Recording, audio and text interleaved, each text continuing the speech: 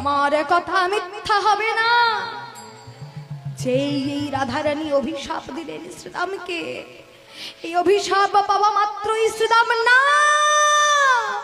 বলি রাধারানীর চরণ জড়িয়ে ধরছে, রাধে রাধে না, এই অভিশাপ আমাকে দিস না, রাধে দিস না। আমি পারবো না সখার সঙ্গ ত্যাগ করে থাকতে। রাধে, যে সখার সঙ্গ ত্যাগ করে আমি এক মুহূর্ত থাকতে পারি না, আর কেমন করে আমি অসুর কুলে যাব? রাধে, আমি কেমন করে অসুর কুলে যাব? তুই আমাকে ক্ষমা কর রাধে, এই অভিশাপ আমাকে দিস না, এই অভিশাপ তুই ফিরিয়ে নে।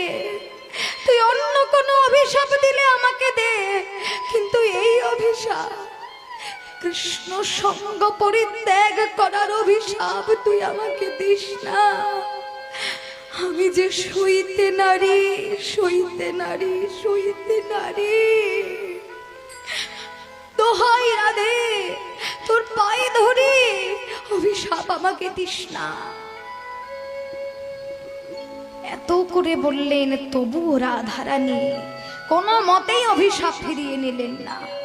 শ্রীরাম তখন বললেন, রাধে বেশ, কৃষ্ণ গর্বের গর্বিতা হয়ে তুই আমাকে অভিশাপ দিলি, তবে তুইও শুনে রাখ, আমিও যদি সখার সঙ্গ করে থাকি, আমিও যদি কৃষ্ণ সঙ্গ করে থাকি, তাহলে আমিও তোকে অভিশাপ দিলাম কৃষ্ণ দাসী বলে তোর বড় গর্ব, তাই না? কৃষ্ণ দাসী বলে তোর যে গর্ব, এই গর্ব আর বেশি দিনের নয়।